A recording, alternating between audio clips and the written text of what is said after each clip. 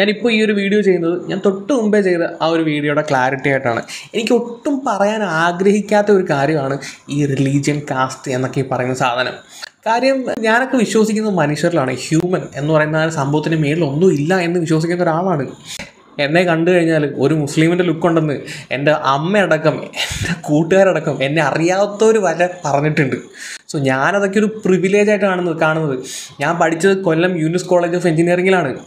വെള്ളിയാഴ്ച ഉച്ചയ്ക്ക് പള്ളിയിൽ പോകാൻ വിടുന്ന സമയത്ത്, ഞാനവിടെ നിൽക്കുന്ന സമയത്ത് എന്നെ അറിയാത്ത ആൾക്കാർ, അല്ലെങ്കിൽ ഞാൻ മുസ്ലിം ആണെന്ന് കരുതിയ പലരും വന്ന് എൻ്റെ അടുത്ത് ചോദിച്ചിട്ടുണ്ട്, നീ പള്ളിയിൽ പോകുന്നില്ലയോടാന്ന് ചോദിച്ചിട്ടുണ്ട്.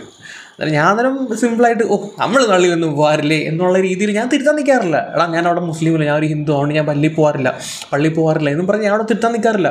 പലരും വന്നിട്ട് അസ്സലാമു അലൈക്കും, ഞാൻ തിരിച്ച് വലൈക്കും അസ്സലാം പറഞ്ഞ് ഞാനൊക്കെ നിർത്തോടെ, അല്ല ഞാനവിടെ തിരുത്താൻ നിൽക്കാറില്ല. സോ എനിക്ക് എല്ലാം ഒരുപോലാണ്. അന്നേരം എല്ലാ മതത്തെയും ഞാൻ റെസ്പെക്റ്റ് ചെയ്യുന്ന ഒരാളാണ്. പിന്നെ ജാസ്മിൻ്റെ ഒരു കേസ് ഞാൻ പറയാം. ജാസ്മിനെ സപ്പോർട്ട് ചെയ്യുന്നത് ജാസ്മിൻ്റെ കമ്മ്യൂണിറ്റിയാണെന്ന് ഞാൻ ഒരിക്കലും എങ്ങും പറയില്ല. കാരണം എനിക്കത് എവിഡൻ്റ് ആയിട്ട് മനസ്സിലായിട്ടുള്ളൊരു കാര്യമാണ്. എൻ്റെ വീഡിയോ അടി വരുന്ന ഏറ്റവും കൂടുതൽ ജാസ്മിന് എതിരെ നിൽക്കുന്ന കമൻറ്റ്സ്, ജാസ്മിനെ ഹേറ്റ് ചെയ്യുന്ന ആൾക്കാർ ജാസ്മിൻ്റെ കമ്മ്യൂണിറ്റിപ്പെട്ട ആൾക്കാർ തന്നെയാണ്. അതുകൊണ്ട് ജാസ്മിനെ സപ്പോർട്ട് ചെയ്യുന്നത് ജാസ്മിൻ്റെ കമ്മ്യൂണിറ്റിയാണെന്ന് ഞാൻ പറയുന്നില്ല. ഞാൻ ഇവിടെ ഈ ഒരു സബ്ജക്റ്റ് പറയാൻ ആഗ്രഹിച്ചത് ആ ഒരു ഷോയിൽ നടക്കുന്ന ആ ഒരു ഷോ ഡയറക്ടറിൻ്റെ ആ ഒരു ആറ്റിറ്റ്യൂഡ് മാത്രമാണ്. അല്ലാതെ ജാസ്മിൻ്റെ കമ്മ്യൂണിറ്റിയുടെ വോട്ട് കിട്ടുന്നതോ അല്ലെങ്കിൽ അത് കമ്മ്യൂണിറ്റിയെ വിജയിപ്പിക്കാൻ ശ്രമിക്കുന്നതോ എന്നൊന്നും ഞാൻ ഇവിടെ പറയാൻ ശ്രമിച്ചിട്ടില്ല. ഈ കമ്മ്യൂണിറ്റി അല്ലെങ്കിൽ ഈ റിലീജിയൻ പറയുന്ന ഈ പരിപാടി എനിക്ക് ഇഷ്ടമല്ലാത്തൊരു സംഭവമാണ്. പക്ഷെ നമ്മൾ അവിടെ പറയാതിരുന്നു കഴിഞ്ഞാൽ അതിൻ്റെ അഡ്വാൻറ്റേജ് എടുക്കുന്ന പല ആൾക്കാരുണ്ട്. അതുകൊണ്ടാണ് ആ ഒരു സംഭവം എടുത്ത് ഞാൻ ആ വീഡിയോയിൽ പറയാൻ ശ്രമിച്ചത്. അത് നിങ്ങൾക്ക് എത്ര പേർക്ക് മനസ്സിലായിട്ടുണ്ടെന്നോ ഒന്നും എനിക്കറിയില്ല. ഞാൻ ജിൻഡോയുടെ PR വർക്കൊന്നും ആയിട്ട് വന്നതൊന്നുമല്ല. ജിൻഡോ കപ്പടിച്ചെന്ന് പറഞ്ഞ് എനിക്കൊരു തേങ്ങ കിട്ടാനും പോകുന്നില്ല. ജിൻഡോ വേണേ കപ്പടിക്കട്ടെ, വേണ്ടേ കപ്പടിക്കട്ടെ, അത് കാര്യമൊന്നുമില്ല. ഓക്കെ, എനിക്ക് പറയാനുള്ള കാര്യം, എൻ്റെ മൈൻഡിലുള്ള കാര്യം ഞാൻ നിങ്ങളോട് കമ്മ്യൂണിക്കേറ്റ് ചെയ്യുന്നു. അത് നിങ്ങൾക്ക് ഏത് രീതി വേണമെങ്കിലും എടുക്കാം. ഞാൻ ഒരു കമൻറ്റ് എൻ്റെ കമൻറ്റ് സെക്ഷനിൽ വന്നിട്ടുണ്ടായിരുന്നു. അത് ഞാൻ ജസ്റ്റ് ഒന്ന് വായിക്കാം. Season 1 Sabumon, season 2 Covid, season 3 Manikuttan, season 4 Dilsha, season 5 Marar, season 6 ആരാന്ന് അറിയത്തില്ല. പുള്ളി പറയാൻ ശ്രമിച്ച ഒരു കാര്യം എന്ന് പറഞ്ഞാൽ ഈ പറയുന്ന വിന്നേഴ്സ് ഒന്നും ഈ പറയുന്ന സോക്കാൾഡ് കമ്മ്യൂണിറ്റിയിലുള്ളതല്ല. സീസൺ 1 സാബുവും മാത്രമാണ് ആ ഒരു വിന്നർ കമ്മ്യൂണിറ്റിയിലുള്ളത്. നിങ്ങൾ മനസ്സിലാക്കേണ്ട ഒരു കാര്യമുണ്ട്. ഇതിൻ്റെ ഈ ബിഗ് ബോസിൻ്റെ ക്രിയേറ്റീവ് ഹെഡ് അല്ല വിന്നേഴ്സിനെ തീരുമാനിക്കുന്നത്. അത് നിങ്ങൾ മനസ്സിലാക്കണം. പുള്ളിക്ക് മാക്സിമം ആൾക്കാരെ അകത്തോട്ട് പിടിച്ച് കൊണ്ടുവരാൻ പറ്റും, അകത്ത് പിടിച്ച് നിർത്താൻ പറ്റും, അവരുടെ കണ്ടൻറ്റ് പുറത്തോട്ട് കൊണ്ടുവിടാൻ പറ്റും. അൾട്ടിമേറ്റ്ലി വിന്നേഴ്സിനെ തീരുമാനിക്കുന്നത് എന്താ പറയുക, ജനങ്ങളാണ്. കുറേയൊക്കെ ഇവർക്ക് മാനിപ്പുലേറ്റ് ചെയ്ത് വിടാൻ പറ്റും. മാത്രമല്ല ഈ 6 സീസണിൻ്റെ ചരിത്രം എടുത്ത് പരിശോധിച്ച് നോക്കുവാണെങ്കിൽ 1, 2, 3 3 സീസണിനെ ക്രിയേറ്റീവ് ഹെഡായിട്ട് പറഞ്ഞത് നമ്മുടെ ഈ പറയുന്ന ഹാഫിസിക്ക അല്ല, മനസ്സിലായ? അത് വേറൊരു പുള്ളിയായിരുന്നു. പുള്ളിയുടെ പേര് ഞാനിവിടെ പറയുന്നില്ല. അദ്ദേഹമാണ് സത്യം പറഞ്ഞാൽ ഈ ആദ്യത്തെ 3 സീസണും ക്രിയേറ്റീവ് ഹെഡായിട്ട് മലയാളത്തിൽ വർക്ക് ചെയ്തത്.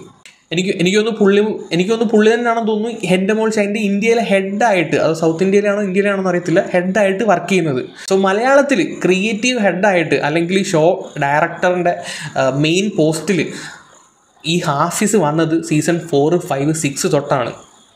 കുറച്ചുകൂടെ ക്ലാരിറ്റിയിൽ ഒരു കാര്യങ്ങൾ പറയാനാണെങ്കിൽ ഈ ആദ്യം പറഞ്ഞ ഒരു വ്യക്തി ഉണ്ടല്ലോ, പുള്ളിയുടെ പേര് ഞാൻ പറഞ്ഞിട്ടില്ല, അദ്ദേഹമാണ് നമ്മുടെ പണ്ട് സൂര്യ TV മലയാളി ഹൗസ് എന്ന് പറയുന്നൊരു ഷോ ഉണ്ടായിരുന്നു. ആ ഷോ കൊണ്ടുവന്നത്.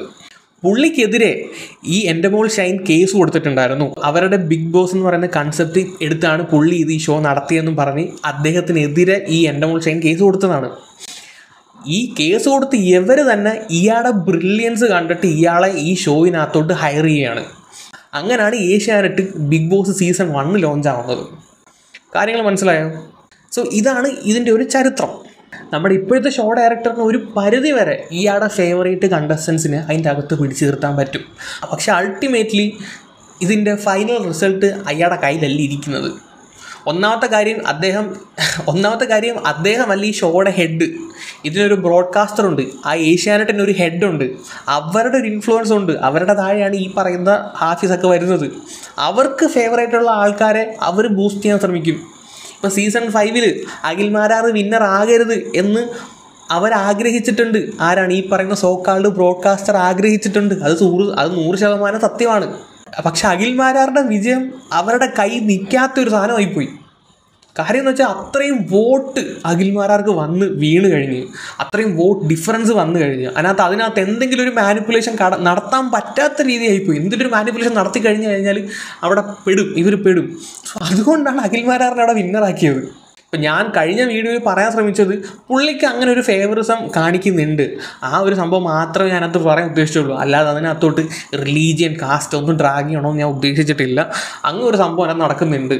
സോ ആ ഒരു ഫേവറിസത്തിൻ്റെ പേരിൽ ഷോയുടെ ആ ഒരു ക്വാളിറ്റിയെയും കാര്യത്തിനെയൊക്കെ നല്ല രീതിയിൽ ഇത് ബാധിക്കുന്നുണ്ട്.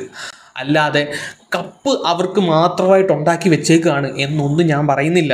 ഇവർക്ക് മാക്സിമം ചെയ്യാൻ പറ്റുന്ന കാര്യങ്ങൾ എന്താണ്? നല്ല കോണ്ടന്റ് കൊടുക്കുന്ന ജിൻഡോപ്പോലുള്ള ആൾക്കാരുടെ കോണ്ടന്റ് കുറച്ചിട്ട് ബാക്കിയുള്ളവരുടെ കണ്ടന്റ് ബൂസ്റ്റ് ചെയ്യാം. അതൊക്കെ ചെയ്യാൻ പറ്റും. പക്ഷെ ഫൈനലി ഇതിൻ്റെ ഡിസിഷൻ ആരുടെ കയ്യിലായിരിക്കണം? ജനങ്ങളുടെ കയ്യിലാണ്. വോട്ടിങ്ങിനകത്ത് മാനിപ്പുലേഷൻ നടക്കുന്നുണ്ടെന്ന് കഴിഞ്ഞാൽ അത് നമുക്ക് പരിശോധിക്കേണ്ടിയിരിക്കുന്നു ഗൈസ്. സോ ഇതൊക്കെയാണ്. അല്ല, നിങ്ങൾ പലരും വിചാരിക്കുന്ന പോലെ ഞാനൊരു പർട്ടിക്കുലർ മതത്തിനെ എതിർത്ത് സംസാരിക്കണമെന്നോ ചിന്തിക്കുന്ന ഒരാളല്ല. അത്രയേ ഉള്ളൂ ഗൈസ്. കഴിഞ്ഞ വീഡിയോയുടെ ഒരു എക്സ്പ്ലനേഷനായിട്ട് എനിക്ക് തരണമെന്ന് തോന്നി, അതുകൊണ്ട് ഞാൻ ചെയ്യുന്നൊരു വീഡിയോ ആണ്. കൂടുതൽ കാര്യങ്ങൾ അറിയണമെങ്കിൽ താഴെ ഒന്ന് കമൻറ്റ് ചെയ്യും. ഓക്കെ, അപ്പം ശരി.